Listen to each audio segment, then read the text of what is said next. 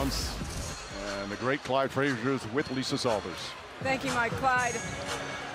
Your broadcast partner, Mike Breen, was saying earlier he's done a lot of playoff games. He's never seen a first half, a game dominated by a team like this. Have you ever seen? Just starting going through Cat and not relying on Brunson so much.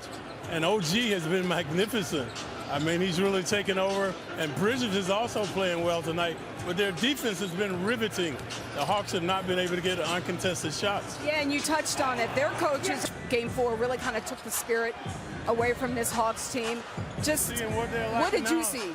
They're lacking leadership. You know, the first 3 games, it was CJ. He was stepping up. And then, you know, so they've been struggling with finding leadership. And what has happened with the Knicks, Brunson has stepped up, Cat has stepped up, OG has stepped up, so they've got all these players playing well now. If you were part of this team, what would you say to this Hawks team when you see them in the locker room post? Last year with the Pistons also had us, you know, when they went to Detroit, they knew what, but they didn't know how. So that's where the Hawks are this year, lacking that experience. So next year they're going to be better. Now for the Knicks. Well, just pick your poison. I like the Celtics. I think we can match up well with them. The Knicks have to deny them in transition. And right now, the way they're playing, I think they can do it. And he was on the very last championship team for the Knicks way back in 1973. Did you call that series, Mike? I was just a young lad. 25. Congo cannot get it to go.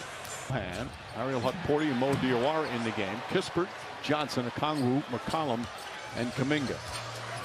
So it's interesting in this situation for Quinn Snyder, and there's a lot of reasons why coaches do things. Kuminga gets inside. The Knicks have emptied their bench, 9:44 to go. Player down the road. And taking them out one at a time, the star players you get, and again, I'm sure the Hawks fans not in the mood for an ovation, but a well-deserved ovation for what a great season they had. Obviously ends in the worst possible way, but it really was a terrific season for these. The way they rallied the second half of the season, the defense, picking up Kuminga, making major trades. Trae Young had been the face of this franchise since he was drafted. So for them to make the changes that they did, to perform the way they did, deserve an applause. Yeah, RJ, what you said is important. They didn't just change personnel, they changed the face of their franchise and their entire identity since Trae Young came to Atlanta. That's a lot to process. Veteran leadership at the point guard position, and as I said, they closed the season 26-11. Their general manager Ansi Saleh did an excellent job.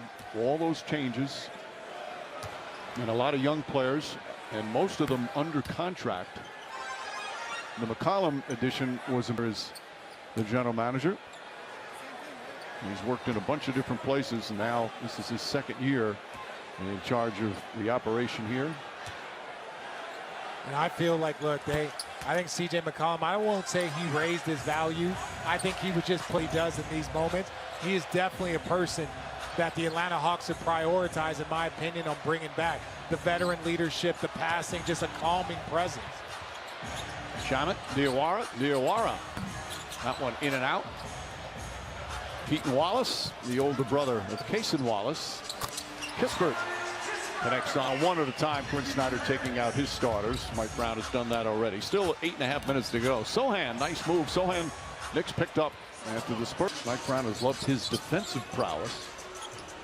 Could get some spot duty, not in the rotation now. Diawara is the interesting player for this team. The rookie from France. Shamet knocks it down. And Shamet, guy that had such an outstanding season, and then an injury changed things up for him at the end of the year, and the return of Miles McBride.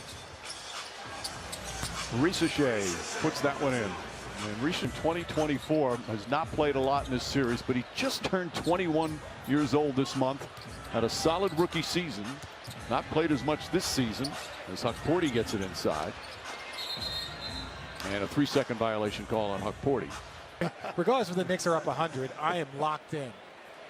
Now they're saying it's a 3-second. Okay, obviously I haven't been paying attention as much as I thought I would. Wallace picks it up. Pacome Dadier's come on for the first time, so extended minutes for the bench in a blowout game for the Knicks.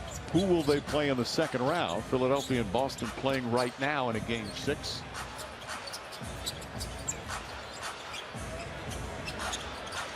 Dadier, another Frenchman, smooth looking jump.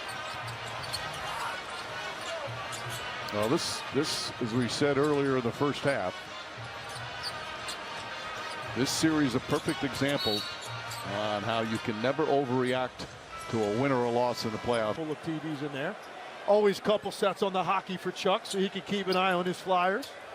Those guys are a lot of fun, man. It's good to be partnered with them. It was great to be partnered with them and just working with Ernie. Ernie's an absolute legend.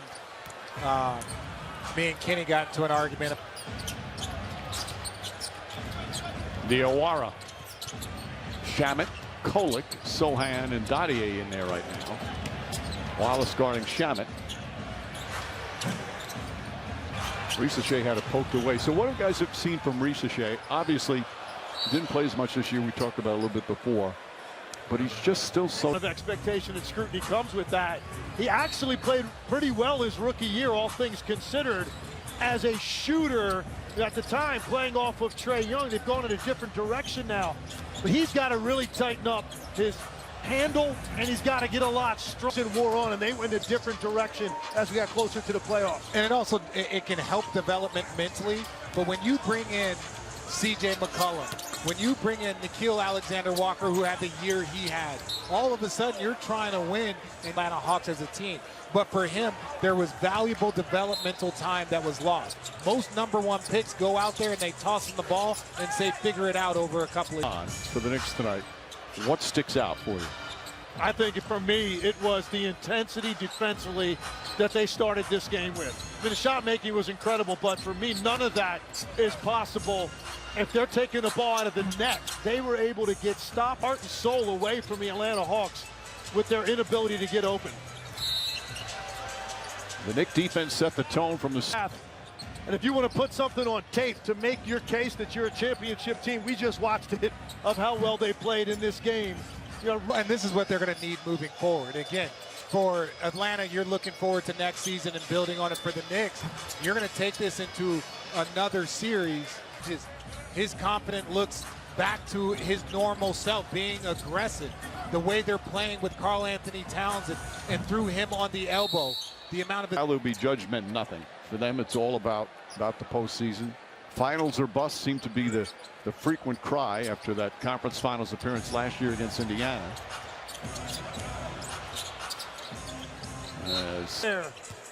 Philadelphia, a ton of playoff experience amongst their veteran group.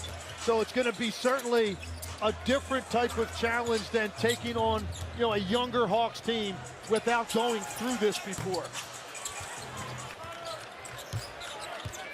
We're anticipating what was going to be a fun, thrilling game.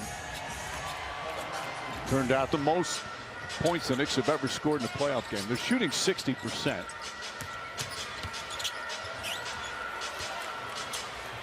But as we said,